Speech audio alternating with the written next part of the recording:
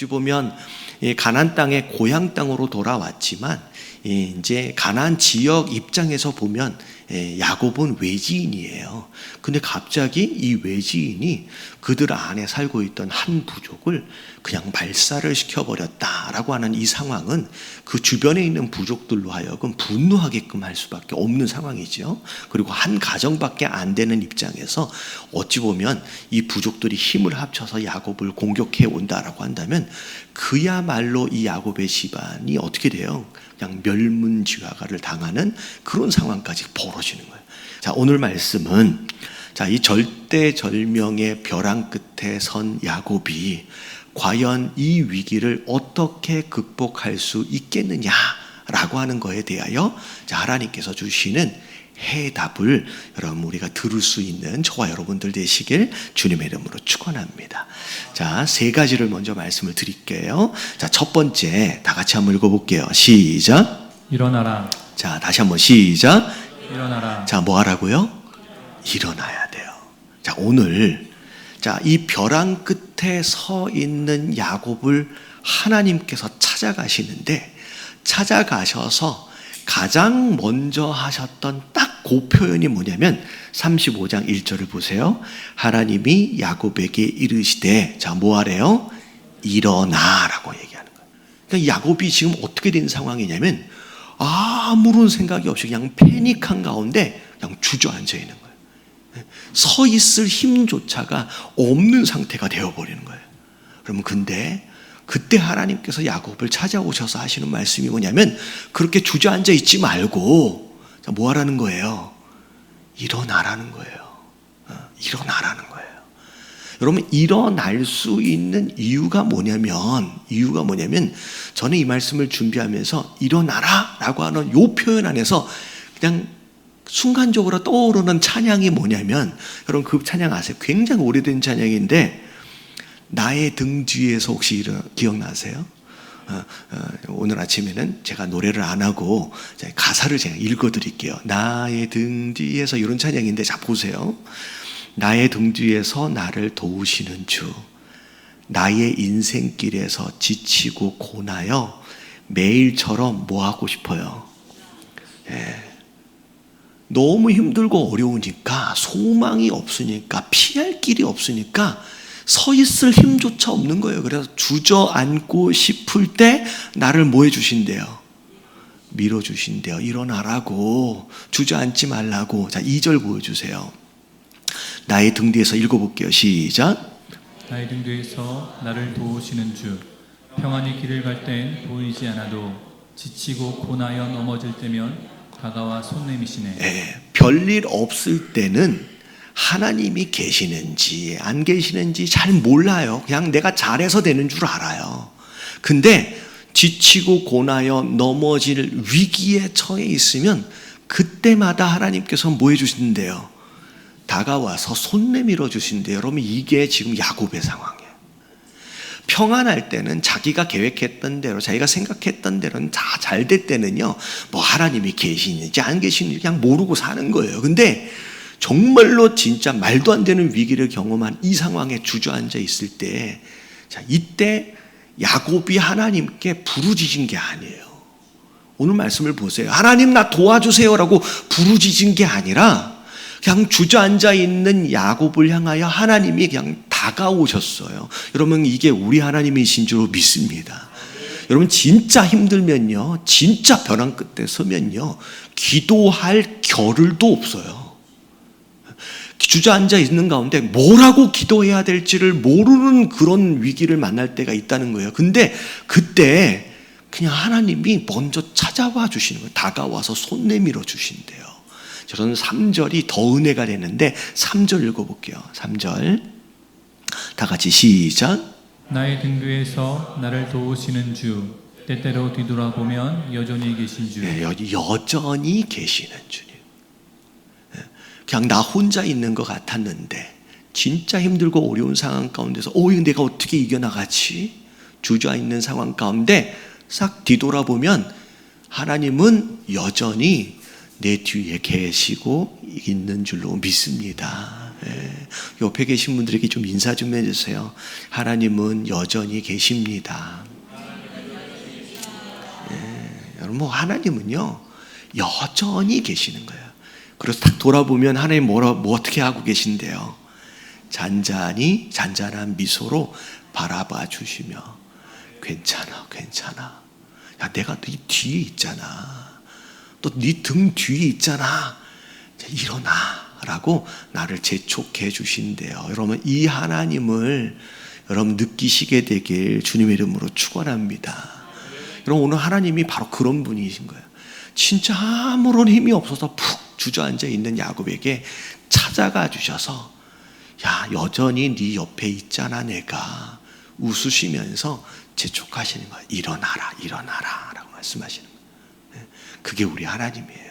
그래서 자, 우리가 잘 알고 있는 말씀 시편 23편 1절서부터 4절까지 보면 여호와는 나의 누구시라고요? 목자시래요. 내게 부족함이 없대요. 그가 나를 푸른 풀밭으로 누이시고 쉴 만한 물가라 나를 인도하신대요. 내 영혼을 소생시키시고 자기의 이름을 위하여 의의 길로 인도하신대요. 4절이 중요해요. 내가 사망의 음침한 골짜기로 다닐지라도. 여러분, 그냥 으시시한 골짜기가 아니에요. 그냥 사망의 음침한 골짜기는 내가 이 상황에서 죽을지도 모르겠다라고 하는 그 위기의 상황을 내가 걸어간다라고 할지라도 나는 해를 두려워하지 않을 것이다. 왜냐하면 하나님이 나와 뭐 하시기 때문에? 함께 하시기 때문에. 주의 지팡이가 막대기가 나를 안위하시나이다. 여러분, 지팡이는 나를 인도하심에 대한 의미예요. 지팡이로 나를 인도하시는 거예요. 이리 가자 저리 가자. 여러분, 막대기는요 나를 공격해 오는 원수들을 향하여 여러분 공격해 주시는, 어떻게 보면 방어해 주시는, 여러분 이게 막대기예요. 지팡이와 막대기가 나를 인도하고 보호하신다라고 하는 거. 여러분, 내 등 뒤에서 나를 일으켜 세우시면서 여전히 계시는 그 하나님을 여러분 믿으신다라고 한다면 여러분 계속 주저앉아 계시지 마시고 일어나시길 주님의 이름으로 축원합니다. 자, 그 다음에 자, 일어난 다음엔 어떻게 해야 되느냐? 자, 2번은 읽어볼게요. 다 같이 시작. 베델의 자리로 돌아가라. 자, 두 번째 하나님 하신 말씀이 뭐냐? 자, 35장 1절. 하나님이 야곱에게 이르시되 자, 일어나래요. 그 다음에 뭐 하래요? 베델로 올라가래요. 이게 두 번째 말씀이에요. 여러분, 베델은 야곱이 처음 하나님을 만났던 자리예요. 여러분, 위기의 상황에서, 여러분 벼랑 끝의 상황에서 우리가 해야 할 두 번째는 어디로 돌아가야 돼요? 여러분, 베델로 돌아가야 돼요. 여러분, 이 베델은 처음 하나님을 만났던 장소 그 이상의 의미를 갖습니다. 자, 이게 무슨 의미냐? 첫 번째 이런 거예요. 야곱이 여러분 20년 동안 진짜 정신없이 살았어요. 수많은 문제들 사이에서, 수많은 어려운 관계들 사이에서, 수많은 어려운 상황들 사이에서 진짜 치열하게 정말 정신없이 살았어요.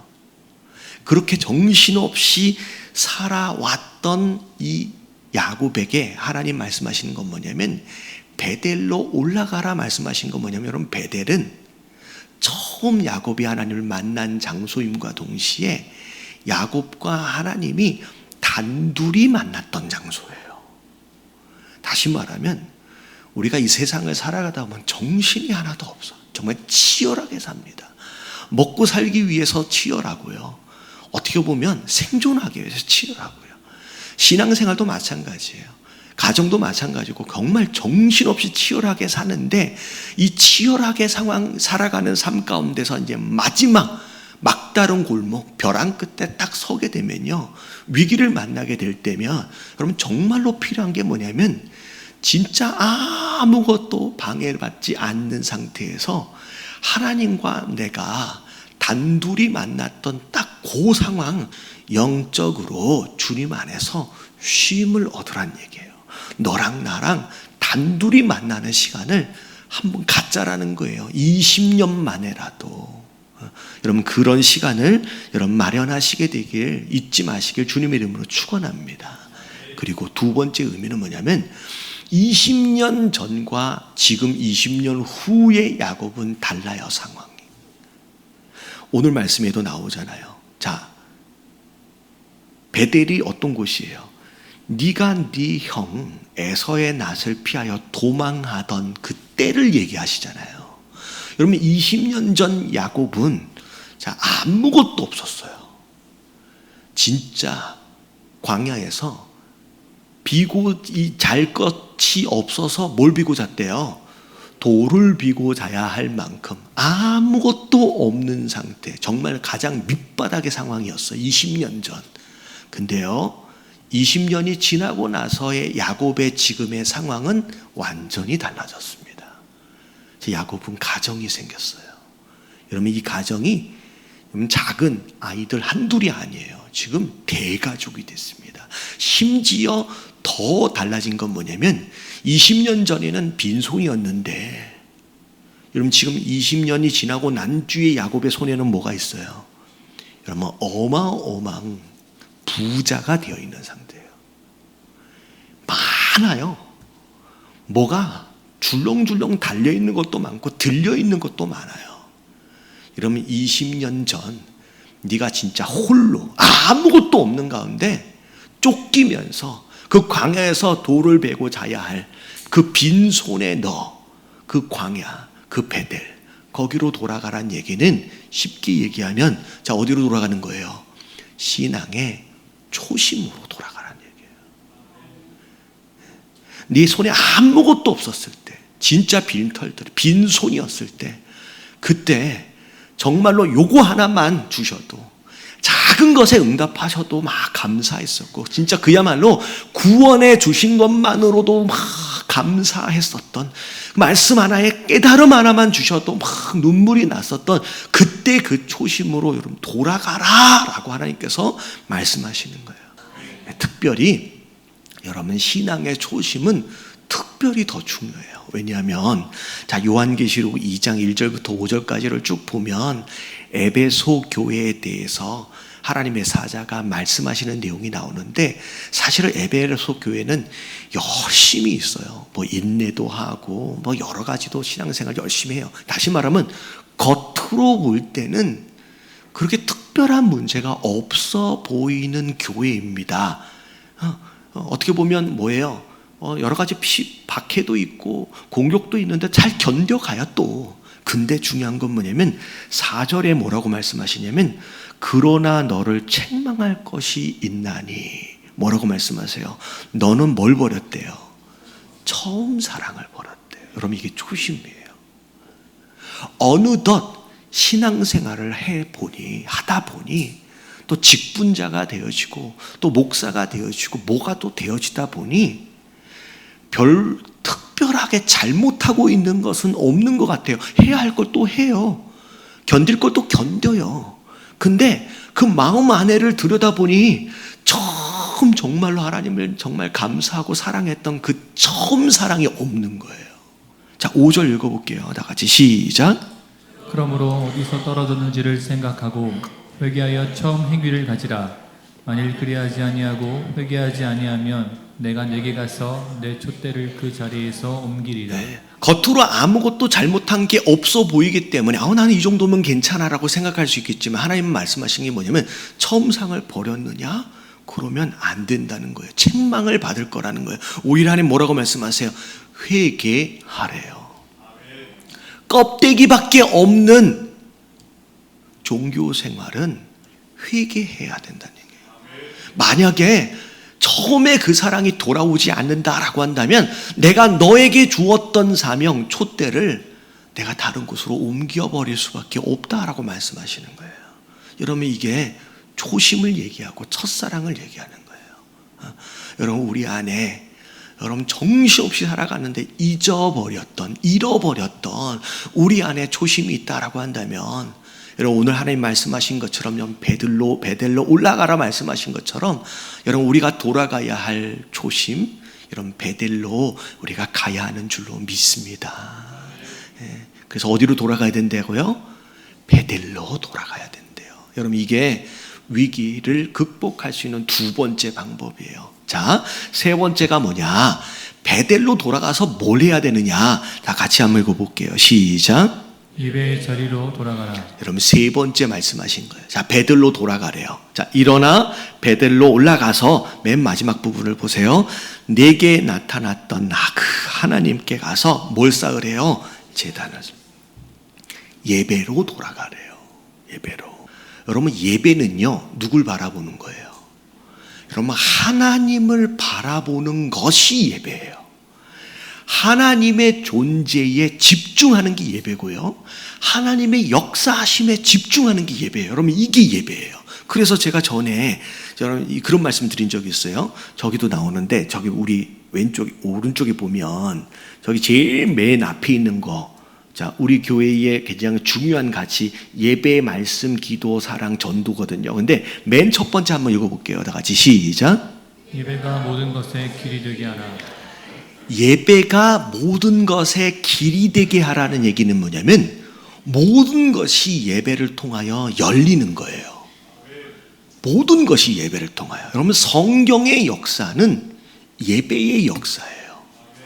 가인과 아벨서부터 시작해가지고 모든 인물들은 다 예배 이야기입니다. 심지어 영적 전쟁은 예배를 드리려는 자와 예배를 방해하는 자의 싸움이 영적 전쟁이에요. 여러분, 성경은 예배 이야기예요.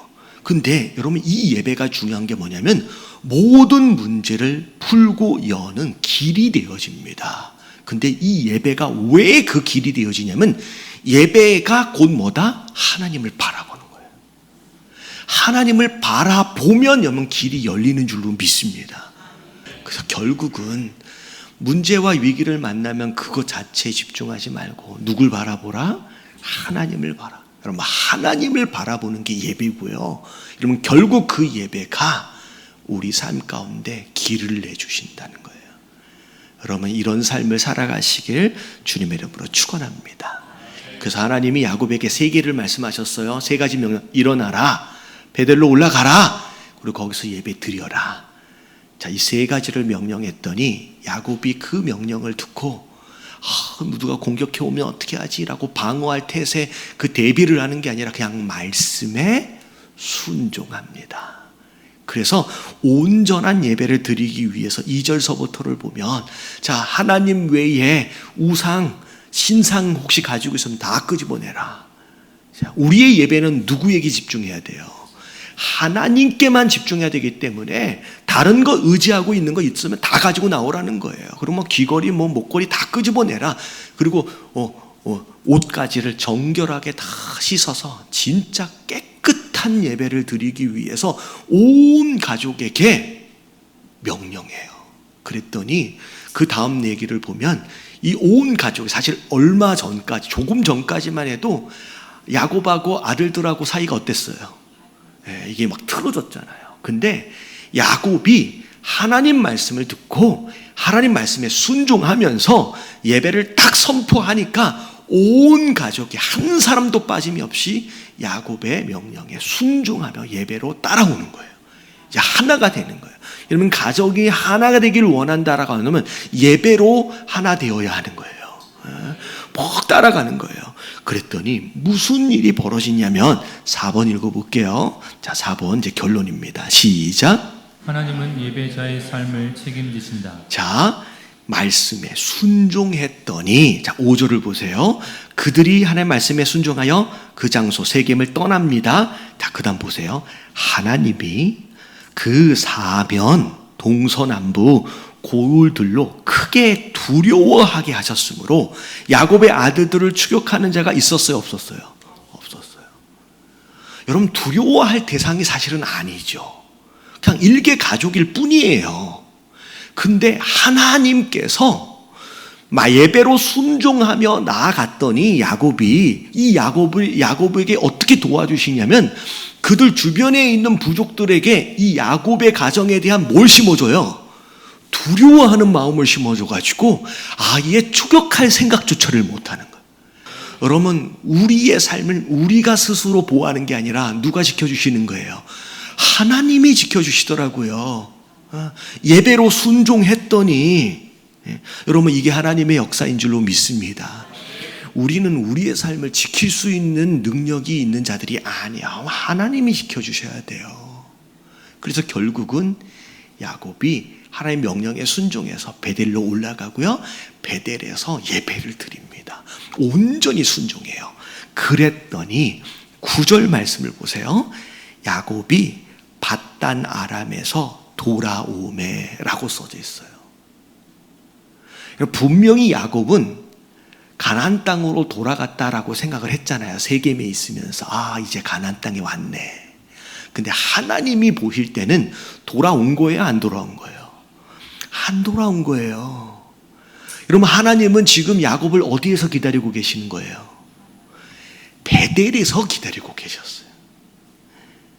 그러니까 세겜이 가나안 지역이긴 하지만 아직 예배로 돌아오지 아니한 그 땅에서는 아직 돌아온 게 아닌 거예요. 하나님은 예배로 드려져야 할 그 장소에서 지금 야곱이 돌아오길 기다리고 계시다가 드디어 이제야 야곱이 밧담 아람에서 돌아온 곳으로 정리가 되는 거예요. 여러분, 우리가 있어야 할 나의 내 자리가 있어요. 어정쩡하게 세겜에 머물면서 내가 돌아왔다라고 착각하지 마시고 진짜 예배의 자리로 딱 돌아와서 이제야 제자리에 돌아온 곳으로 말씀해 이제 야곱이 밧다람에서 돌아오매. 여러분, 제자리로 돌아오시게 되길 주님의 이름으로 축원합니다. 이제야 제자리를 찾았어요. 그랬더니 하나님이 다시 야곱에게 나타나서 어떻게 하세요? 그에게 복을 주십니다. 그러면서 그 다음 내용을 보면 그 야복 강가에서 하셨던 그 내용의 축복의 내용들을 다시 갱신하시면서 재확인하시는데, 자 10절서부터를 보면 이제 넌 야곱 아니야. 너 이제부터 뭐라고 불러야 돼? 이스라엘. 하나님과 겨루어 이긴 자다라고 하는 거 너 기억해. 넌 이제 이스라엘이야 라고 다시 한번 짚어주고 11절 나는 전능한 하나님이라 생육하며 번성하라. 그 다음에 뭐라고 나오냐면 한 백성과 백성들의 총회가 내게서 나오고 왕들이 내 허리에서 나올 거래요. 그러면 이게 한 백성과 총회는 국민들을 의미하고 그리고 왕이다라고 하는 것은 주권을 의미하는 건데, 여러분 우리가 그 중학교 이렇게 사회 시간에 배웠던 거예요. 국가를 이루는 3대 구성 요소가 뭔지 혹시 아세요? 첫 번째는 국민이 있어야 되고 두 번째는 주권이 있어야 돼요. 근데 중요한 건 뭐냐면 그다음에 뭐가 있어야 돼요? 그들이 살아야 할 땅이 있어야 되잖아요. 그러니까 이 11절에 보면 내가 너한테 백성을 줄게, 국민을 줄게, 그리고 왕이 너한테 태어난다는 얘기는 주권을 준다는 얘기예요. 그 다음에 뭐가 필요해요? 영토가 필요하잖아요. 12절 읽어볼게요. 시작. 내가 아브라함과 이삭에게 준 땅을 내게 주고 내가 내 후손에게도 그 땅을 주리라 하시고, 그리고 하나님이 떠나가시는데 결국은 뭘 약속하세요? 너희 국민, 그 주권이 결국 이루어져야 할 내가 영토를 줄게 라고 말씀하시는데, 이러면 이 두 구절을 합하면 내가 너에게 뭘 준다는 얘기냐면 나라를 줄게 라고 약속을 하시는 거예요. 이런 어마어마한 축복을 허락하시는데 뭐 했더니 예배에 순종했더니예요. 여러분 이게 되게 중요해요. 여러분 예배에 순종했더니 지켜주시고 보호해 주신 것에 머무르지 않아요. 이 야곱에게 뭘 약속하세요? 내가 너한테 나라를 줄게 라고 말씀하시는 거예요. 네. 여러분 이 말씀을 통하여서 여러분 하나님 나라를 여러분 경험하시길, 소유하시게 되길 주님의 이름으로 축원합니다.